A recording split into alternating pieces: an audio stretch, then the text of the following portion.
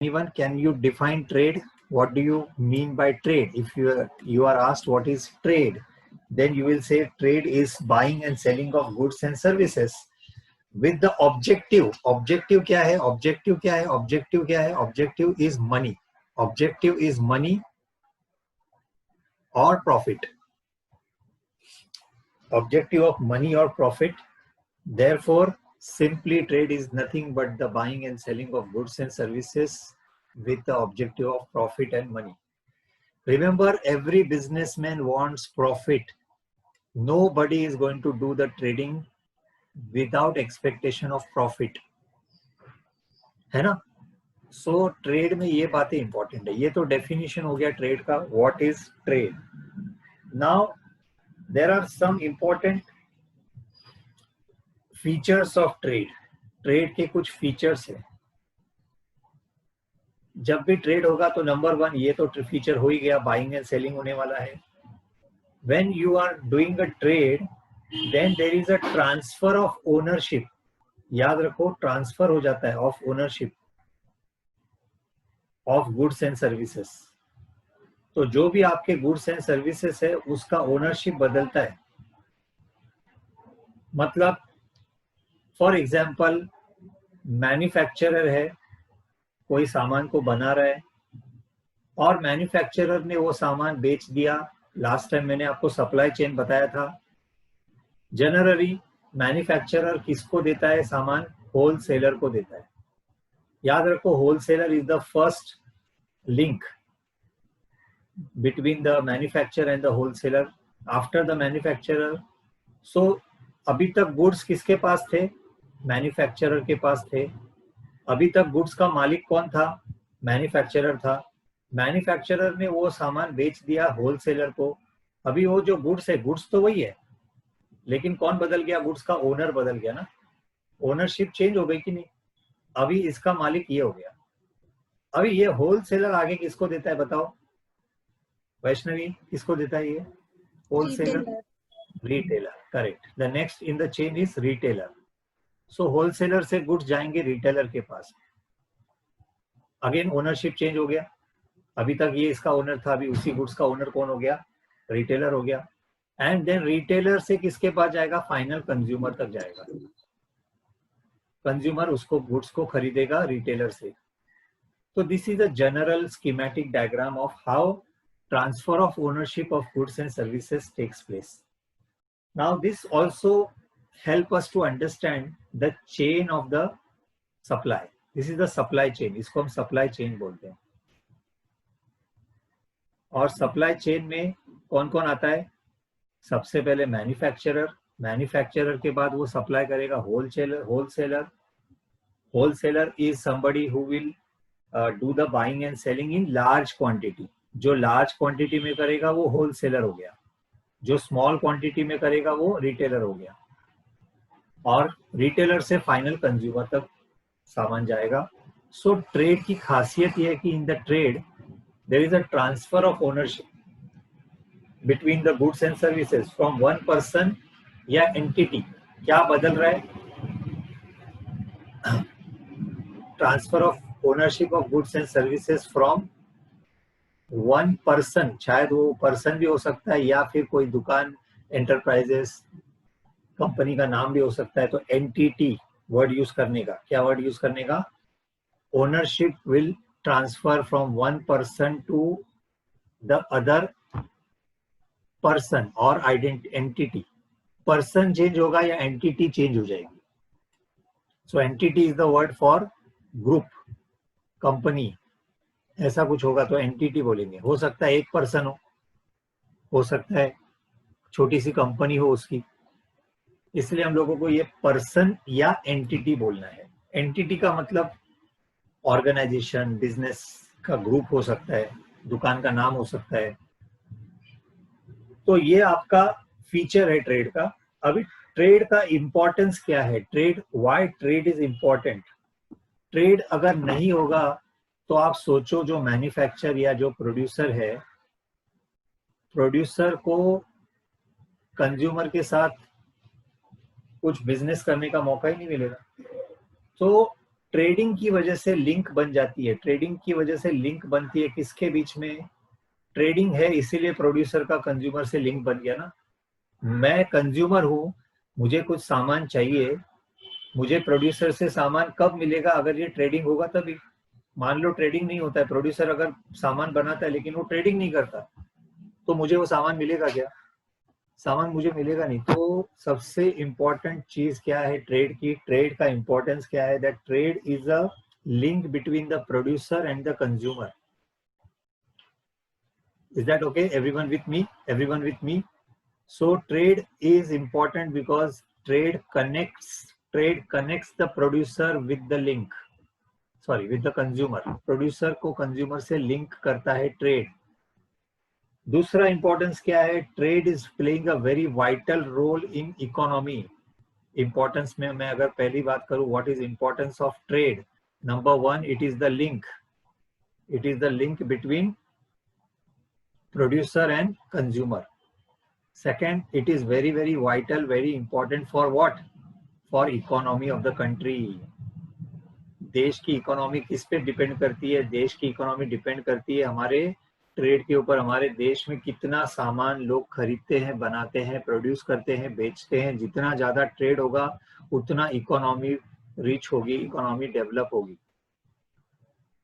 है ना? तो इकोनॉमी में बहुत इंपॉर्टेंट है ट्रेड। ट्रेड जिस कंट्री में ज्यादा है, ट्रेड के लिए जितने रिफॉर्म्स ज्यादा होंगे।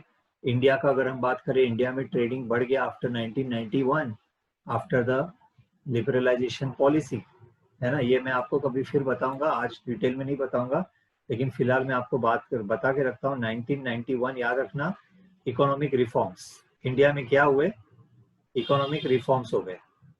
इकोनॉमिक रिफॉर्म्स हो गए, चेंजेस हो गए, इकोनॉमिक चेंजेस लेके आए गवर्नमेंट ने, एंड देन इट लिबरलाइजेशन हो गया और प्राइवेटाइजेशन हो गया एंड ग्लोबलाइजेशन। एलपीजी ना, जनरल नॉलेज है, याद रखना, कहीं पे भी काम में आएगा आपको। इकोनॉमिक्स में काम में आएगा, ओसी में काम में आएगा, एसपी में काम में आएगा, कुछ भी काम में आएगा आपको। ये बात याद रखना। 1991 LPG, L is for liberalisation. Liberal हो गई पॉलिसी, बिजनेसमैन को बिजनेस करने के लिए गवर्नमेंट ने सपोर्ट दिया। आप बिजनेस करो, हम आपको लिबरलाइज पॉलिसी देंगे, ज्यादा कानून नहीं बनाएंगे, आपको सपोर्ट करेंगे, आपको जल्दी जल्दी लाइसेंस मिलेगा, आपको कोई रोक टोक नहीं होगी, आपको बिजनेस फ्रेंडली देश बना के देंगे हम लोग। लिबरलाइजेशन, टैक्सेस कम लगाएंगे, जमीन चाहिए जल्दी से दे देंगे, जगह चाहिए जल्दी से दे देंगे, परमिशन चाहिए जल्दी दे देंगे आपको। गवर्नमेंट ने बिजनेसमैन को एनकरेज करने के लिए लिबरलाइजेशन किया, प्राइवेटाइजेशन किया। Private companies are welcome. पहले के जमाने में आपको पता है कि कार, इंडिया में कार बनाने वाली कंपनी कितनी थी? इंडिया में कार बनाने वाली कंपनी सिर्फ एक या दो थी। फिएट, फिएट की कंपनी थी, मारुति फिर आई, मारुति 800। तो बहुत कम। एम्बेसडर थी, ambassador, Hindustan Motors, Hindustan Motors, fiat, ये दो ही गाड़ियां बिकती थी इंडिया में। कंपनीज ही नहीं थी, बनाने वाली कंपनी ही नहीं थी, क्योंकि कोई यहाँ पे आके बिजनेस नहीं कर सकता था। प्रॉब्लम्स थे बहुत सारे। और रिफॉर्म्स आने के बाद suddenly the market is now open. Liberalization, privatization, private companies are welcome. You can start your production, and here comes Maruti, here come so many other manufacturers of cars. और आज तो दुनिया के सबसे बड़े बड़े कंपनीज इंडिया में cars बना रहे, बेच रहे, चाहे वो मर्सिडीज हो, BMW हो या फरारी हो। All types of vehicles are available in India. This has changed, and G is globalization. Now we are connected globally with the world. पूरी दुनिया के साथ हमारा कनेक्शन है, बिजनेस है। आज कौन सी ऐसा देश नहीं जिसका सामान हमारे इंडिया में नहीं मिलता? कौन सा देश है जिसका सामान इंडिया में नहीं है? Every country is doing trade with India. Her country का सामान आपको इंडिया में मिलेगा। ये पैसे कैसे पॉसिबल हुआ? Globalisation. We connected with countries, we did agreements of trade. Trade का एग्रीमेंट होता है, व्यापार का एग्रीमेंट होता है, दोस्ती होती है। चलो हम आपके साथ ये बिजनेस करेंगे, आप हमसे ये खरीदो, हम आपसे ये खरीदें। So these are the things because of which the trade flourished, because of this, and now it is vital in economy, and India's economy is growing. It is still growing, it is still not up to the mark, but there is a improvement in our economy. Then very very important is the trade form. Original form of the trade is the barter system. Trade जब शुरू हुआ था तो इसका original जो था वो barter system था.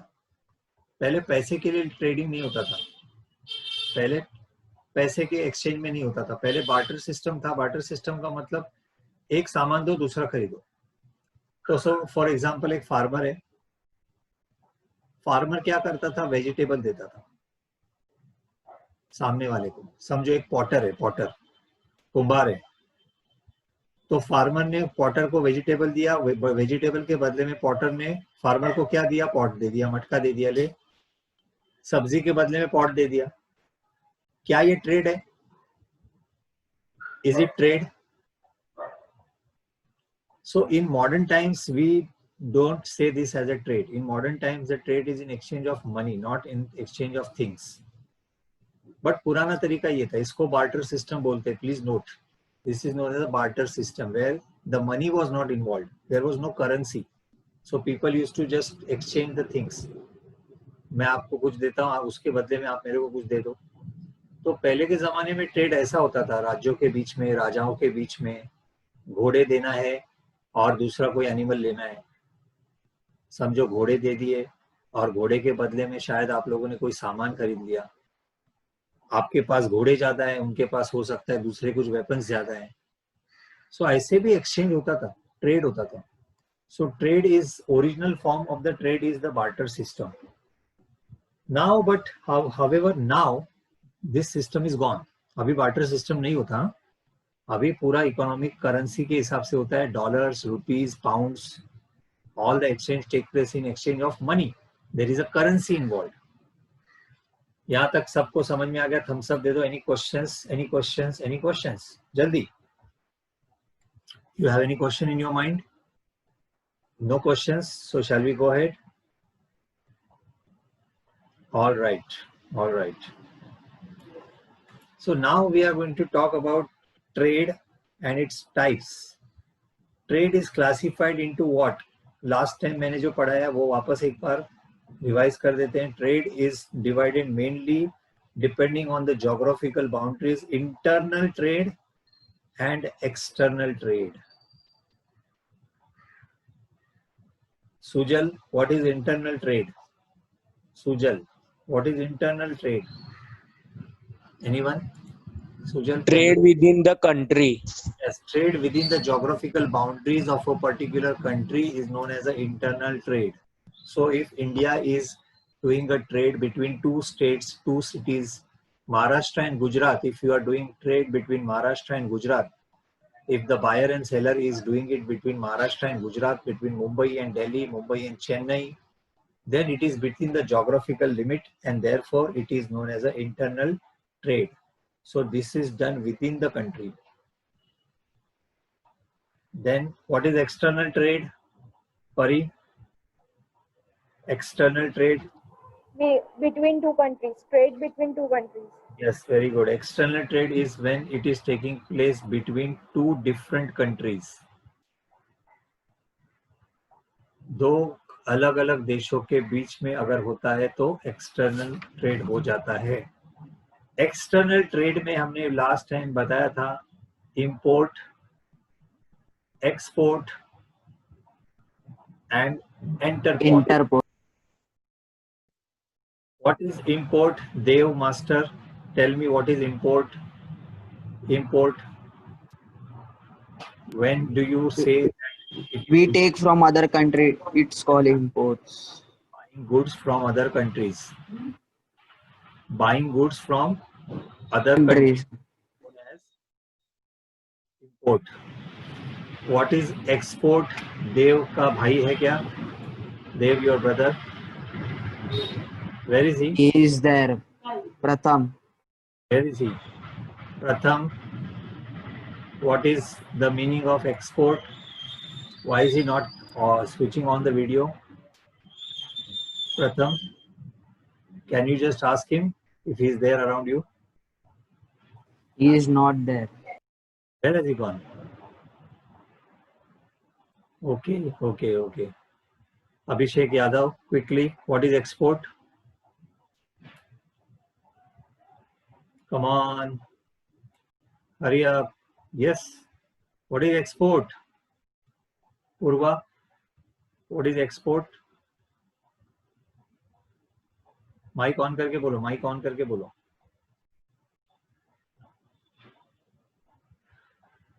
पूर्वा म्यूट है ना तुम्हारा mic. Sir, can I speak? Yeah, Ashia, well you can. Ashia बोलो. Ashia, the answer is Selling goods to the other country. And what is antarport? Antarport is basically re-export. यानी import करो और फिर export करो. Import भी करो, export भी करो. इसको रीसेलिंग, री एक्सपोर्टिंग बोलेंगे. एंटरपॉट में हम क्या करेंगे? Import from one country and then export it to the other country.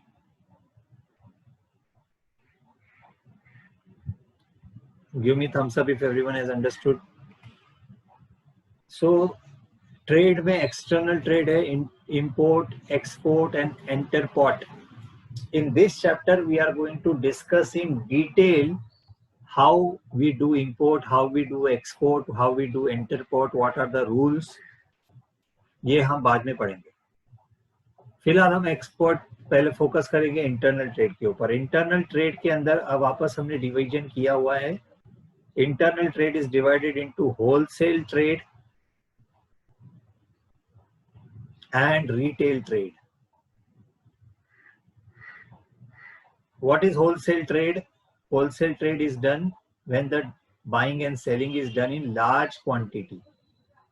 Large quantity में करेंगे उसको wholesale trade बोलेंगे. And small quantity में करेंगे उसको हम क्या बोलेंगे? Retail trade. So wholesale trade भी हो गया, retail trade भी हो गया. Now in this chapter we are going to focus on retail trade. Retail trade, पहले तो retail trade क्या होता है? कोई बताएगा retail trade को हम define कैसे करेंगे? How will you define a retail trade and a wholesale trade? मैंने बताया wholesale trade is a trade in which the goods are purchased in large quantities from the manufacturer. याद रखना, wholesaler क्या करता है? लार्ज क्वांटिटी खरीदता है. किससे खरीदता है? फ्रॉम द प्रोड्यूसर या मैन्युफैक्चरर. प्रोड्यूसर या मैन्युफैक्चरर से खरीदेगा लार्ज क्वांटिटी और सेल करेगा. किसको सेल करेगा? किसको सेल करेगा? रिटेलर्स को सेल करेगा. उसको हम बोलते हैं होलसेल ट्रेडर्स. समझे? Wholesale traders. What is wholesale trade? When the buying is goods, buying of goods is done in large quantities from the producer or the manufacturer and they are sold to the retailers. Done? तो wholesaler जो होता है generally किसी एक या दो product में ही specialisation करेगा. याद रखना ये बात. होलसेलर एक या दो ही प्रोडक्ट में स्पेशलाइजेशन करता है. फॉर एग्जाम्पल अगर कोई होलसेलर है जो let us take that sugar का होलसेलर है, तो वो शुगर का ही बिजनेस करेगा तो उसके गोडाउन में शुगर ही शुगर रखेगा. वो शुगर वाला शुगर, ऑयल, सॉल्ट, राइस सब रखेगा क्या? होलसेलर. होलसेलर सब नहीं रखेगा क्योंकि होलसेलर को सब सामान रखने में कोई फायदा नहीं है. उसको एक ही सामान का लार्ज क्वांटिटी होना चाहिए. अगर बिस्किट्स का होलसेलर है तो बिस्किट्स के होलसेलर के पास में आपको शुगर, ऑयल, शैम्पू मिलेगा क्या? आप उसको बोलेंगे शैम्पू भी रखना, तो बोलेगा नहीं मेरे को शैम्पू नहीं रखने का, मेरे को शैम्पू का बिजनेस थोड़ी करने का. सो होलसेलर जो होता है जनरली एक या दो आइटम में ही डील करता है. They generally deal only in one or two items. They focus only on one or two objects because they have to do in volume business. बड़े पैमाने पे उसको मंगाना है, रखना है, बेचना है. तो अगर वो सब सामान मंगाएगा तो बेच नहीं पाएगा वो. तो फोकस होलसेलर का एक चीज पे रहता है. Now you give me one example of wholesaler in your area. क्या आपने आपके एरिया में कोई होलसेलर देखा है? Tell me any wholesaler in your area. किसी होलसेलर को आप जानते हो? आपके एरिया में कोई दुकान आपने देखी है जिसको आप बोलोगे वो होलसेलर है? और किस चीज का होलसेलर है? फटाफट सब लोग. परी, तुम्हारे आसपास कोई होलसेलर है? बताओ जल्दी से, किस चीज का होलसेलर है? Prakash. Prakash. Yes, Prakash is the wholesaler in stationery. Stationery में वो होलसेलर है. वैष्णवी,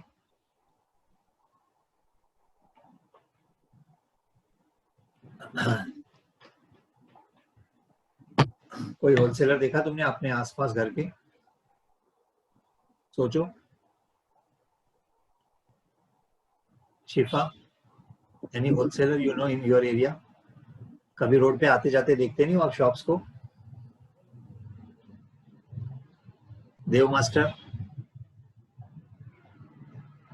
एनी होलसेलर नहीं मालूम? अरे बाप रे. अभिषेक, अभिषेक तो बोलता ही नहीं है. बोल बेटा बोल. कभी होलसेलर की दुकान देखी है तूने कोई? जो पर्सन एक ही चीज का बिजनेस करता है बड़े बड़े क्वांटिटी में. ओके, नहीं देखा. सुजल, प्रथम, आशिया, कोई होलसेलर नहीं देखा आपने? अगली बार ध्यान देना. अगली बार जब आप मार्केट में निकलोगे ना, तो आप शॉप के ऊपर थोड़ा नजर घुमाना. तो आपको मिलेगा, ऑयल वाला मिलेगा. ऑयल वाला मिलेगा, सिर्फ ऑयल बेचता है वो, और कुछ नहीं. सिर्फ ऑयल. 10 लीटर, 15 लीटर, 20 लीटर बड़े बड़े क्वांटिटी में बेचते रहता है. उसके होलसेलर कैसे पहचानने का? होलसेलर के दुकान के बाहर आपको जनरली टेम्पो मिलेगा, क्योंकि वो लार्ज क्वांटिटी में बेचता है. तो उसके पास हमेशा कुछ ना कुछ ऑर्डर आते रहते हैं और वो देते रहता है, सप्लाई करते रहता है रिटेलर को पूरे भिवंडी में. तो अभी हमारे एरिया में तो बहुत सारे होलसेलर्स हैं. We have a wholesaler right in our front of our classes. Is the wholesaler in food grains. Truck आता है, पूरा ट्रक आके एक साथ माल उतराता है, पूरा माल उतर देता है. So much goods, and then they sell it to the retailers. Small tempos, small vehicles. Oil का होलसेलर मिलेगा, बिस्किट का मिलेगा अपने यहाँ पे, है ना परी? अनुपम वाला है, Anupam you know, he is wholesaler in biscuits. कोई भी बिस्किट कितना चाहिए बोलो, खाली क्वांटिटी बोलो. 500 बिस्किट चाहिए, मिल जाएगा. अभी के अभी आ जाएगा. बोलो 5 मिनट में आ जाएगा. इधर स्टॉक रखा हुआ रहता है गोडाउन में. तो कभी भी 500 बिस्किट चाहिए पार्ले जी का, तो आप किधर जाओगे? तुम्हारे स्कूल में प्रोग्राम रखा है, 500 बच्चों को बिस्किट देना है. किसके पास जाने का? होलसेलर रिटेलर के पास जाने का. किराना वाले के पास जाओगे, देगा क्या 500 बिस्किट्स का पैकेट? नहीं देगा. वो बोलेगा अरे मैं तो रिटेलर हूँ, 500 चाहिए, 500 तो ऑर्डर देना पड़ेगा होलसेलर के पास. सो ये होलसेलर होता है. समझ में आया सबको? होलसेलर क्वांटिटी लार्ज, स्पेशलाइजेशन इन 1 और 2. Now what about? और होलसेलर याद रखना, होलसेलर रीसेल करने के लिए ले रहा है. होलसेलर खुद के लिए नहीं खरीद रहा है, होलसेलर दूसरे को बेचने के लिए खरीद रहा है. नाउ रिटेलर क्या कर रहा है?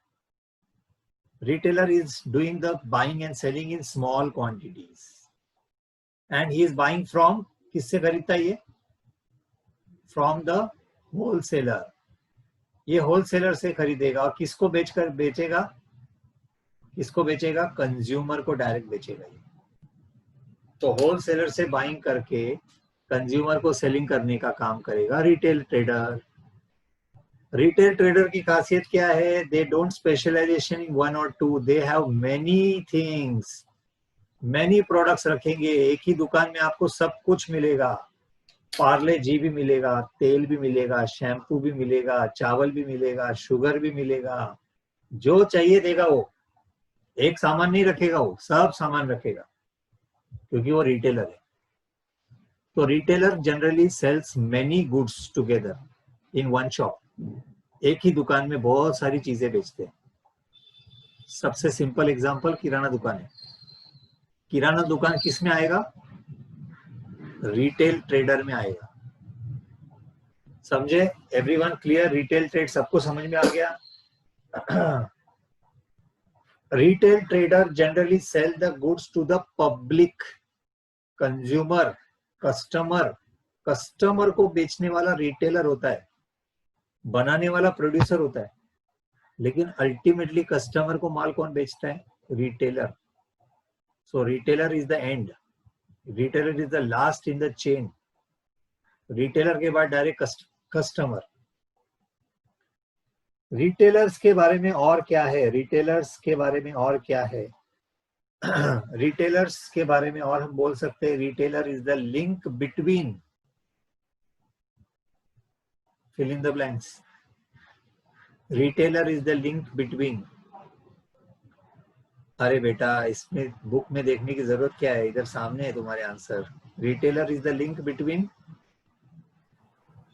किससे खरीदता है? Seller and consumer. हाँ, किससे खरीदता है, किसको देता है, वही देखने का. किससे खरीदा? होलसेलर. होलसेलर से लिया, दिया किसको? Consumer. So retailer is the link between wholesaler and consumer. Distinguish between आएगा आपको, होलसेलर, रिटेलर, तो ये सब पॉइंट्स लिखने का. Wholesaler is the link between, wholesaler is the link between, Vaishnavi, wholesaler and retailer. Sir and retailer. Yes, good. तो ये सब पॉइंट आप ऐसे दिमाग में डाल के रखो. डिस्टिंग्विश बिटवीन आएगा ना तो 4 पॉइंट लिखने का. 4 points you should be able to write. ठीक है. Okay. What is the purpose of wholesaler? Wholesaler का पर्पस क्या है? किसको बेचने के लिए खरीदा उसने? होलसेलर का पर्पस है सेलिंग टू रिटेलर. रिटेलर का पर्पस क्या है? Selling to consumer. Consumer. Very good, very good. तो ये बात हो गई ना. अच्छा, अभी थोड़ा सा बात कर लेते हैं होलसेलर और रिटेलर के बारे में. आपको कौन सा बिजनेस करना है? थोड़ी देर के लिए हम लोग, आप सब लोगों को बिजनेसमैन बनना है. ठीक है. चलो मैं आप सबको एक केस स्टडी दे देता हूँ. Everybody choose one thing which you will deal in wholesale trading. आपको मैंने अगर कल्पना करने के लिए बोल दिया आप होलसेल ट्रेडर बनोगे, चलो क्या चीज का होलसेल ट्रेडिंग करेंगे? परी, कोई भी एक चीज बोलो. Food grain. Food grains. ठीक है, चलो. परी will be wholesale trader of food grain. ठीक है. परी ग्रेन स्टोर्स. हम होलसेल में ग्रेन्स, फूड ग्रेन्स, सभी तरह के फूड ग्रेन देते हैं, सप्लाई करते हैं. वैष्णवी, Notebooks. नोटबुक्स. सो वैष्णवी स्टेशनरीज. शिफा, क्लोथ्स. क्लोथ्स. अच्छा, कपड़े. कपड़े में तो बहुत बेटा रेंज ज्यादा होता है, तो आपको डिफाइन करना पड़ेगा. बच्चों के कपड़े या बड़ों के कपड़े, shirts, jeans, ladies dress material, finish dress. आपको कैसे समझ में आएगा बिजनेस? होलसेल में मैंने बताया स्पेशलाइजेशन होना चाहिए. बताओ, होलसेल में सिर्फ कपड़े बोलने से नहीं चलेगा. स्पेशलाइजेशन किस में करेंगे आप? किड्स का. हाँ, तो किड्स के कपड़े, बच्चों के कपड़े होलसेल में बेचेंगे आप. देव मास्टर, जल्दी. Oils, oil. ऑयल का धंधा, ऑयल का बिजनेस बहुत बढ़िया है. ऑयल ही ऑयल. अभिषेक यादव, अभिषेक यादव गया. प्रथम प्रथम प्रथम प्रथम अभिषेक यादव. बिस्किट्स. प्रथम बिस्किट्स का बिजनेस करेगा. आशिया, आशिया. ऑयल. क्या? ऑयल. ऑयल तो ऑलरेडी बेटा एक जन कर रहा है, तू कुछ और बिजनेस करना. आशिया का आई थिंक प्रॉब्लम है, मोबाइल डेटा नहीं है शायद. चलो सुजल, सुजल. चॉकलेट्स. चॉकलेट. क्या बात है यार, तेरे पास तो लाइन लग जाएगी इधर. बहुत बिजनेस चल रहा है आजकल चॉकलेट्स का. मिठाई बंद है ना. तो होलसेलर, अगर अभी आप सब लोग होलसेलर्स हो, now tell me some of the features of the wholesaler. सबसे पहली चीज, होलसेलर क्या करेगा? जब बाइंग करेगा तो किससे खरीदेगा? आप सब लोग किससे खरीदोगे? परी, तुम्हारा बिजनेस, Manufacturer. तुम्हारा बिजनेस क्या है परी? Food grain. फूड ग्रेन है, तो तुमको फार्मर से खरीदना Material. है ना. वैष्णवी, तुम्हारा नोटबुक किससे खरीदोगी? नोटबुक के मैन्युफैक्चरर से खरीदोगी, नोटबुक का प्रोड्यूसर नहीं होता, नोटबुक का मैन्युफैक्चरर होता है। समझ में आया Vaishnavi? So you will buy from the manufacturer. हो सकता है मैन्युफैक्चरर जैसे कि नवनीत है या कोई और कंपनी है जो मैन्युफैक्चर करती है नोटबुक, तो मैन्युफैक्चरिंग कंपनी से तुमको खरीदना है। शिफा तुम्हारा क्या है? Kids clothes. तो तुम किससे खरीदोगी? Producer. नहीं नहीं नहीं, प्रोड्यूसर कब यूज करने का? Producer is generally for items which are produce from nature. जो खेती करते हैं वो प्रोड्यूसर होते हैं। पानी, फूड, ये प्रोड्यूसर होता है। बाकी मैन्युफैक्चर, कपड़े जो बनाता है वो मैन्युफैक्चरर है। तो आपको किड्स के कपड़े बनाने वाली कंपनी होगी एक, जो मैन्युफैक्चर करती है, कंपनी कपड़े बनाती है, स्टिच करती है, वो मैन्युफैक्चरर में आएगा। देव मास्टर ऑयल किससे लेगा रे? देव मास्टर मैन्युफैक्चरर। देव ऑयल खरीदेगा, ऑयल का मैन्युफैक्चरर होगा। प्रोड्यूसर भी बोल सकते हैं, एक्चुअली प्रोड्यूसर फार्मर होता है लेकिन उसका प्रोसेसिंग होता है, तो इसलिए मैन्युफैक्चरर वर्ड सही है, क्योंकि ऑयल को फार्मर से खरीद के उसका प्रोसेसिंग किया जाता है, उसका प्यूरिफिकेशन भी होता है, उसका एनरिचमेंट होता है, ऑयल्स को एनरिच किया जाता है। तो एक काफी प्रक्रिया है जो इंडस्ट्री में होती है, और इसलिए इंडस्ट्री में जो होता है उसको मैन्युफैक्चरर बोलते हैं, फिर वो बेचेगा आपको। दूसरी भी बात है, मुझे आप सबको पूछना है, क्या आप लोग जब ये होलसेल का बिजनेस करोगे तो क्या आपके बिजनेस में रिस्क है? Is there a risk? Yes. सब लोगों को बोलना है, माइक ऑन करके। माइक ऑन करो बेटा, आप लोग 5-6 लोग ही तो हो, बोलो फटाफट। Yes, Yes. yes. Yes. क्या रिस्क क्या है? क्या रिस्क क्या है? बताओ, कोई बताओ मुझे, रिस्क क्या है? तुम अपने बिजनेस में रिस्क क्या ले रहे हो? बताओ, क्या रिस्क हो सकता है आपके बिजनेस में? बताओ Business का loss होना. कैसे? हाँ, लॉस कैसे हो सकता है? बराबर है, लॉस होने का रिस्क क्यों है? क्यों लॉस हो सकता गुड्स है? खराब हो गए तो, क्या? गुड्स खराब हो गए हाँ, गुड्स आपने स्टोर हाउस में रख दिए, गोडाउन में वेयर रखा। हाउस में। फॉर एग्जाम्पल परी का तो बहुत बड़ा नुकसान हो सकता है, अगर उसने समझो गोडाउन में रखा और चूहे आ गए, बहुत सारे चूहे आ गए, एक रात में पूरा खत्म, तो परी को तो बहुत ज्यादा रिस्क है। अगर परी ऐसी जगह पे फूड ग्रेन्स को रखती है जहाँ पे चूहे हैं, रोडेंट्स है, rodents, so there is a risk that all the food grains will be damaged. दूसरा, अगर तुमने फूड ग्रेन्स को ऐसी जगह पे स्टोर किया जहाँ पे बारिश, पानी आ गया, पानी भर गया, एक रात में पूरा ग्रेन्स गीला हो गया, गया पूरा माल तुम्हारा खराब हो जाएगा। तो बहुत अच्छा आंसर दिया जिसने भी दिया है। स्टोर में आप जब रखते हो तो नुकसान हो सकता है, आपकी चीज कैसी है उस पर डिपेंड करता है। और क्या रिस्क है बताओ? सब लोग अपने अपने बिजनेस के हिसाब से बताओ, आपके बिजनेस में क्या रिस्क है बताओ? बोलो बोलो बोलो। वैष्णवी, तुम्हारे बिजनेस में क्या रिस्क है? Firing. Fire, risk of fire. Fire, yes, accidents can take place. आपके स्टॉक जहाँ पे आप रखते हो, याद रखना होलसेलर के लिए जगह बहुत जरूरी है। होलसेलर की दुकान छोटी नहीं हो सकती, होलसेलर को जगह चाहिए रहती है, होलसेलर को बड़े बड़े गोडाउन चाहिए, उसको जगह चाहिए बहुत। होलसेलर छोटी दुकान नहीं डालता कभी, तो होलसेलर बहुत सारा माल रखने के लिए जगह रखेगा, उस जगह में आग लग सकती है, ये रिस्क है। लेकिन उसका इंश्योरेंस निकाल के रखने का, टेंशन नहीं लेने का। और क्या रिस्क है? अगर डिमांड खत्म हो गई मार्केट में और एक्सपायर हो गए products. Very good Sujal, very good answer, excellent answer. Remember, certain products are perishable. कुछ प्रोडक्ट पेरिशेबल है, वैष्णवी की नोटबुक 6 महीने रह सकती है ना? लेकिन अगर किसी का बिजनेस है जिसमें गुड्स पेरिशेबल है, जैसे कि बिस्किट्स है, अभिषेक या किसी ने तो बोला बिस्किट का बिजनेस है, बिस्किट का एक माल होता है, पर्टिकुलर टाइम तक ही बिस्किट अच्छा रहेगा, उसके बाद में बिस्किट खराब हो जाएंगे, तो उसको वो प्रेशर है, उसको वो टाइम पे कंप्लीट बेचना ही है। अगर उतने टाइम में वो नहीं बेचा तो वो प्रोडक्ट खराब हो जाएंगे, so that is again a risk.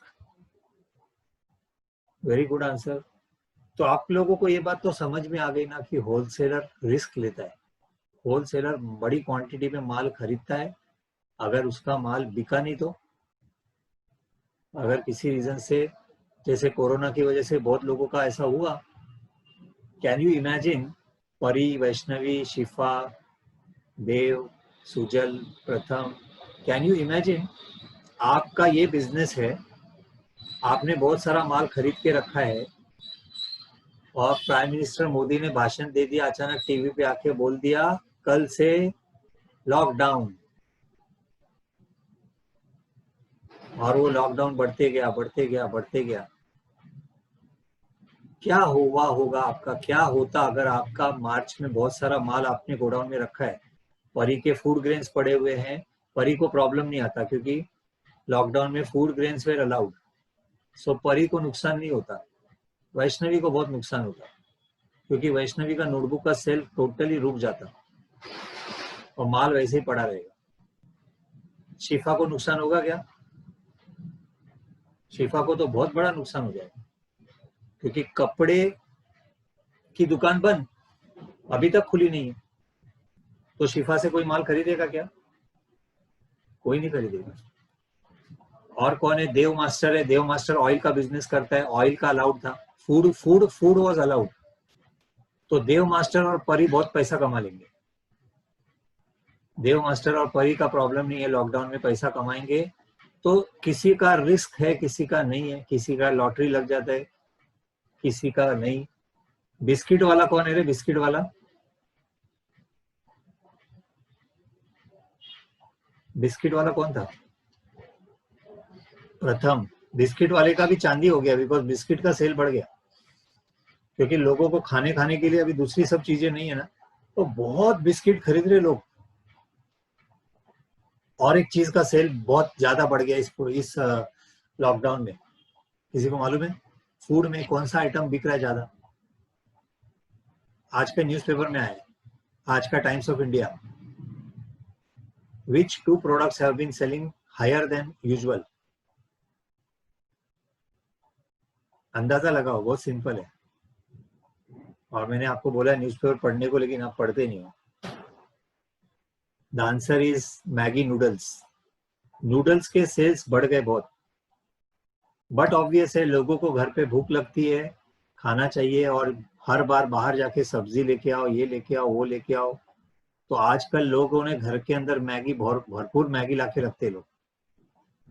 भूख लगी बच्चों को, मैगी बना के दे दो, खुद को भूख लगी, मैगी बनाओ खा लो। इंस्टेंट फूड बिक रहा है बहुत, और ऐसे बिजनेस की वाट लग गई। वैष्णवी है, शिफा है, कपड़े की तो पूरा बिजनेस ठप हो गया। सो बिजनेस कौन सा कब अच्छा करेगा कब नहीं करेगा, you don't know. So risk है, रिस्क है, रिस्क है। दूसरा, मुझे आप बताओ, आप सबको बिजनेस करने के लिए कैपिटल लगेगा कि नहीं लगेगा? होलसेलर को एक बहुत जरूरी चीज है, आपको बड़े पैमाने पे बिजनेस करना है तो आपको क्या चाहिए? कैपिटल। कैपिटल मतलब पैसा। शुरुआत में आपको पैसा लगेगा।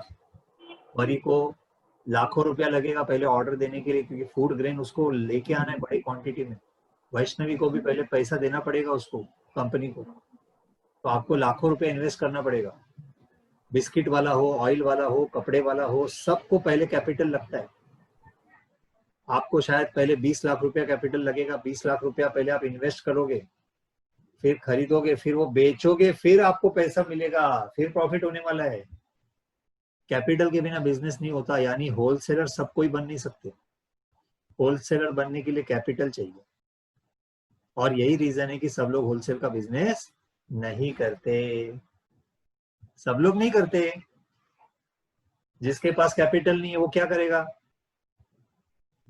वो रिटेलर, जिसके पास कम कैपिटल है, कम पैसा है, वो रिटेलर का बिजनेस करेगा। और जिसके पास उतना पैसा भी नहीं है वो क्या करेगा, मैं आगे बताऊंगा अगले लेक्चर में। फिलहाल होलसेलर और होलसेलर और रिटेलर की बात करते हैं। होलसेलर के लिए कैपिटल चाहिए। होलसेलर जो है प्राइस की स्टेबिलिटी को मेंटेन करता है। होलसेलर की वजह से प्राइस स्टेबल रहती है, समझे? होलसेलर क्या किया, एक साथ बहुत सारा क्वांटिटी खरीद के रखता है ना, तो जब तक वो माल बिक रहा है वो सामान प्राइस स्टेबल रहेगी। प्राइस अचानक से कम ज्यादा नहीं होती। तो wholesaler is very important. Wholesaler की वजह से मार्केट में प्राइस की स्टेबिलिटी आती है, ज्यादा प्राइस एकदम से ऊपर या नीचे नहीं जाती, क्योंकि बहुत सारे लोग होलसेलर है, माल ऑलरेडी खरीद के रखा हुआ है, खरीद के रखे हुए माल की प्राइस बदलती नहीं है। क्योंकि उसने ऑलरेडी खरीद के रखा है। शेयर मार्केट के जैसा नहीं है कि आज 2 रुपया है कल 3 रुपया, ऐसा नहीं होता है। होलसेलर है, होलसेलर ने आज जो कीमत में बेचा है कल भी वही बेचेगा, उसके पास तो माल बहुत पड़ा हुआ है। So wholesaler give price stability to the market. Clear, सबको समझ में आ गया? So these are some of the features of the wholesalers we have understood about the wholesalers. Price stability. Then wholesaler के बारे में और क्या बताया मैंने, फटाफट बताओ होलसेलर के बारे में और क्या क्या बताया मैंने। या होलसेलर के बारे में क्या क्या बताया? एक तो लार्ज क्वांटिटी, दूसरा रिस्क लेता है, थर्ड कितने तरह के गुड्स में स्पेशलाइजेशन करेगा, they will produce only one और फ्यू टाइप्स ऑफ गुड्स, एक या 2-3 टाइप्स के गुड्स में ही स्पेशलाइजेशन करेंगे। प्राइस स्टेबिलिटी, कैपिटल लगेगा, they require capital, and very important is that the wholesaler provides information to the manufacturer about the market. Manufacturer को जानकारी कौन देगा? होलसेलर देगा। मैन्युफैक्चरर को होलसेलर बताता है इतना डिमांड है, डिमांड कम हो रहा है, ज्यादा हो रहा है, और दो, या नहीं बिक रहा है तुम्हारा माल नहीं चाहिए। तो फीडबैक जो है होलसेलर देता है मैन्युफैक्चरर को। मैन्युफैक्चरर को होलसेलर से मालूम पड़ता है मेरा सामान मार्केट में बिक रहा है कि नहीं बिक रहा है। होलसेलर का ऑर्डर बार बार आ रहा है, समझ जाता है मार्केट में, मैन्युफैक्चरर समझ जाता है मेरा माल बहुत बिक रहा है। So wholesaler will give the information about the market. Market में पोजीशन क्या है मैन्युफैक्चरर को थोड़ी मालूम पड़ेगा, मैन्युफैक्चरर को ये मालूम पड़ेगा होलसेलर के थ्रू। होलसेलर के थ्रू उसको मालूम पड़ेगा उसके पोजीशन क्या है मार्केट में, उसका कोई कॉम्पिटिटर है क्या। तो जैसे एग्जांपल बिस्किट वाला कौन था? प्रथम। समझो बिस्किट का मैन्युफैक्चरर है, समझो ब्रिटानिया। अभी ये ब्रिटानिया का होलसेलर है, अभी तक सब अच्छा बिजनेस चल रहा था। अचानक से 2 महीने में क्या हो गया? नया प्रोडक्ट आ गया पार्ले का, और पार्ले ने शायद कोई ऐसा प्रोडक्ट लाया है जो ब्रिटानिया से बेटर है। तो क्या होगा? लोग पार्ले को खरीदना चालू करेंगे, तो ये ब्रिटानिया वाले का ऑर्डर कम हो जाएगा। तो ये जो होलसेलर है उसको बताएगा अरे यार ये वाला माल बिक नहीं रहा आजकल, क्योंकि इसका कंपटीशन आ गया, अभी इसका दूसरा प्रोडक्ट आ गया है, अभी लोग वो खरीद रहे। तो जैसे आपको मालूम है बोरबॉन बिस्किट है ना, बोरबॉन बिस्किट ब्रिटानिया का भी है, पार्ले का भी है, आईटीसी का भी है, सब कंपनीज बोरबॉन बनाते हैं। अभी बोरबॉन खरीदने में लोगों को मालूम नहीं पड़ता, लेकिन जैसे लोगों को मालूम पड़ता है क्वालिटी इसकी ज्यादा अच्छी है, तो वो फिर वो पर्टिकुलर ब्रांड का बिस्किट लेना शुरू करते हैं। सो इससे होलसेलर का फीडबैक जाता है मैन्युफैक्चरर को, and then the manufacturer will then accordingly produce the goods. फिर वो भी बोलेगा ठीक है चलो हम लोग को भी कुछ करना पड़ेगा। तो कंपटीशन बहुत जरूरी है समझना, और होलसेलर उसको फीडबैक देगा। Of course wholesaler sells to retailers and wholesaler performs function like assembling, warehousing. क्या करता है ये होलसेलर जो है? वो सबसे जरूरी चीज है, असेंबलिंग करता है, मतलब जमा करता है गुड्स को एक जगह पे, गोडाउन में स्टोर करता है, स्टोर करेगा, और फिर उसको वेयर हाउसिंग करेगा। स्टोरिंग का मतलब ये वेयर हाउसिंग, भिवंडी में तो आपको मालूम है वेयर हाउस बहुत बड़े बड़े हैं, warehouse is godown. Then transport करेगा, होलसेलर उसको ट्रांसपोर्ट करेगा। ग्रेडिंग भी कर सकता है, ग्रेडिंग का मतलब क्वालिटी। जैसे परी है, परी का बिजनेस फूड ग्रेन का है, तो फूड ग्रेन के अंदर क्या करेगी? A grade, B grade, rice का ग्रेड बनाएगी। ये वाला माल 40 रुपया किलो, ये वाला माल 30 रुपया किलो। उसके पास जो माल आया है उसकी क्वालिटी, समझो कोई माल है जो क्वालिटी खराब है, खराब क्वालिटी का माल सस्ते में बेचे, तो क्वालिटी के हिसाब से ग्रेडिंग करके ये माल इतने में मिलेगा, ये माल इतने में मिलेगा। तो ग्रेडिंग की काम होलसेलर ही करते हैं, याद रखो। ट्रांसपोर्टिंग का काम करते हैं, ग्रेडिंग का काम करते हैं। Then they also do packing, उसका ही काम है पैकिंग। होलसेलर हो सकता है एक साथ 100 किलो मंगा दिया ग्रेन, 100 किलो मंगाने के बाद 10-10 किलो का गोनी बना देगा, छोटा छोटा 10-10 किलो का गोनी बना सकता है वो। सो ग्रेडिंग, पैकिंग एंड एडवर्टाइजिंग भी कर सकता है होलसेलर, क्योंकि उसको बेचना है बड़े पैमाने पे ना, तो एडवर्टाइजिंग भी करता है कभी कभी होलसेलर एडवर्टाइजिंग कर सकता है। फिनेंसिंग भी कर सकता है जरूरत पड़ेगी तो रिटेलर को बोलेगा कोई बात नहीं, एक काम कर, मैं तेरे को सामान देता हूँ, पैसा तू मेरे को बाद में दे, मैं तेरे को सप्लाई करता हूँ, फाइनेंस करता हूँ, इसका पैसा फिलहाल मैं भरता हूँ, तू बेचने के बाद मेरे को पैसा दे, क्रेडिट पे देते। या फाइनेंसिंग करेंगे, थोड़ा सा पैसा उसको दे देंगे डीलरशिप को, बोलेंगे तू तेरे दुकान में ये मेरा माल रख। So many things the wholesaler does, and wholesaler plays a very important role in the business of manufacturer and producer. तो आपको बहुत महत्व मिलेगा जिससे आप खरीद रहे हो सामान उसके तरफ